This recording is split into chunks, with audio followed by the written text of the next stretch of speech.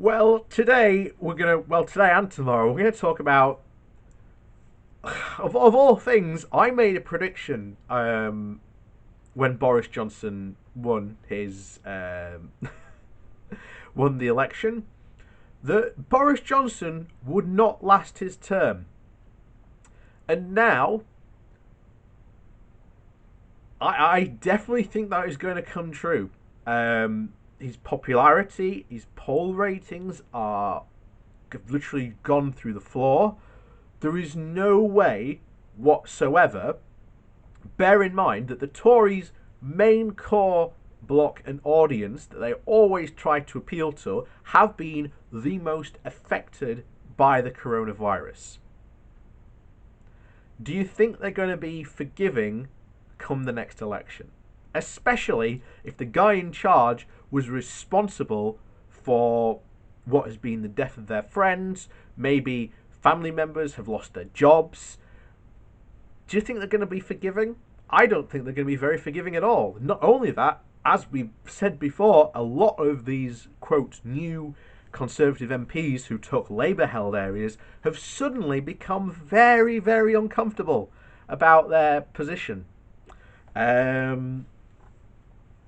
As I said, it's a shame that the May elections. Actually, it's interesting that the May elections have now been pushed back because those local elections could tell a very, very interesting story electorally for the future elections to come. So, today, however, as with all things, there is a Tory rebellion going on.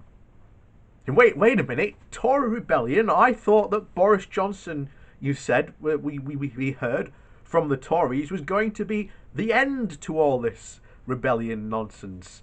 No, as is always, the Tory party is constantly split on many, many things. There is the far right of this party that is trying to push for the WTO hardest possible Brexit of all, because that's what they wanted. That's their objective. They want to get rid of all regulations, and I mean all regulations. They don't say it openly, but if you look at their rhetoric when they say we want to get rid of regulations, then you ask them what, they don't say anything, which is again what's causing businesses uncertainty. You've only got to look at what Liz Truss, as some of the stuff that's come about her, and what the terrifying stuff she's proposing that will allow American businesses to come in, take jobs from the UK, and bring them over to the US. Thank you, Liz Truss and Conservatives. You know, I'm gonna love it when I don't know if it'll ever actually happen, but when these people that have complained for years about migrants stealing their jobs, and now they've got all these Americans stealing our jobs. I hope that happens, but I hope at the same time it doesn't. But yeah, that will be funny if that ever happens, and I will laugh profusely because this is what we told you they would do. And yet, oh no, you don't understand. It's all about sovereignty. It's all about taking back control. But look who you've given control to. So anyway, here he comes. Let's talk about this particular rebellion in particular. A growing number of backbench Tory MPs have criticised Boris Johnson over his handling of the coronavirus epidemic, and many calling his approach back to front.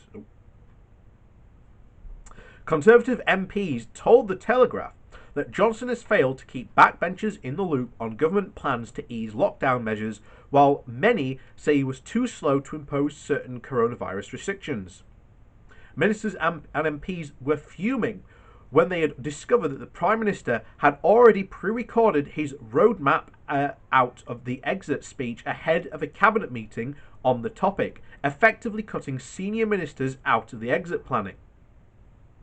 One exacerbated concern about the imposition of a 14-day quarantine period at airports too late in the pandemic. That should have happened at the beginning of the crisis, not at the end, the source said. Another labelled Johnson's decision to brief the public on lockdown exit plan ahead of Parliament and the Cabinet as back-to-front thinking.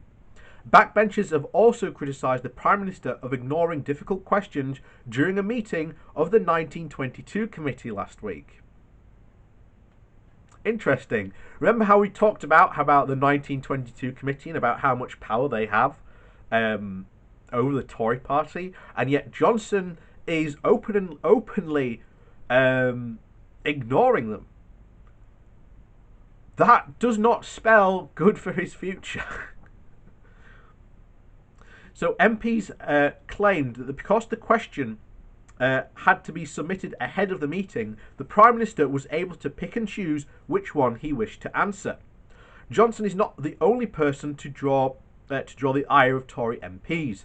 Chief Government Advisor Dominic Cummings has been criticised for centralising power to within the Prime Minister's office. The current lack of accountability only serves to play into Cummings' hands. He thinks that MPs are stupid and ministers do as they're told and everything should be run by his desk, one source said. But if you disregard Parliament, eventually it will destroy you. MPs are also concerned by Johnson's no-show at the powerful Leveson Committee, which the Prime Minister is summoned to once a year to answer questions on government policy. These are errors you wouldn't think a Conservative government would be making, one insider said. On top of this, backbenchers are scathing about a government boycott of a certain media outlets. That's to say, many say the move to ban MPs from shows like Good Morning Britain is harmful. Like or loathe Piers Morgan's, it's got a big audience of C1s and D2s who are swing voters. It's red wall telly. Even more are disappointed that they need to seek permission ahead of a press run. We aren't allowed to go on TV without prior approval, which is frustrating when the comms has been all over the place. Yeah, and that's it. But yeah, that's incredibly dangerous. Either Johnson still thinks he's in this honeymoon period and that everything is going well, or he's seemed to have completely lost touch with just what the hell's going on. And you may remember just yesterday we talked about it's the end of the road for this exceptionalism and bravado. Eventually, this bravado, you can't tell people that there's not a fire going on in your building when there's flames coming out of the windows and the doors. That's the point we've gotten to. Someone needs to just call the fire brigade, but the question is who's going to do it. And we said at the beginning, back when Johnson first came in, yes, he had a large majority, but that also means the Conservatives can't really blame anyone for any of their failings. So it's all on them. Not only that, because he has such a large, majority, he can't keep them all happy. He can't continually. There is not enough, there's not enough candy to dole out to all the kiddies to keep them quiet. And thus we have a Tory rebellion brewing. And if you think that you've seen anything yet, I think this one could be a real doozy. And as I said, I think this will be Johnson out. If at the end of this crisis, I would not be surprised if someone called a vote of no confidence in Johnson. I wouldn't be surprised. This is potentially it could happen. If after this, because there will be a fallout. You could say that it's happening now, but eventually there will be a fallout. There will be an insistence of having a hearing of what happened. And none of this will be good for the government. So there are already Tories thinking, okay, how can I save my seat, save my position? You've just had there, MPs are being banned from going on what they call red wall telly.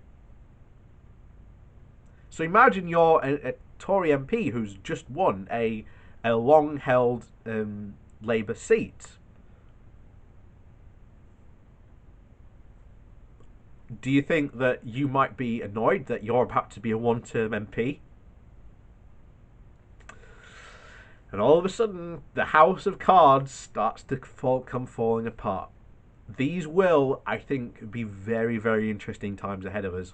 And ironically, with the stuff going on with Brexit, it doesn't look like there's going to be a deal materialised because of not the EU, but because of Britain insisting that it's treated differently compared to member states. It wants, from what we've heard from reporting, it's demanding all the benefits but none of the responsibilities of membership.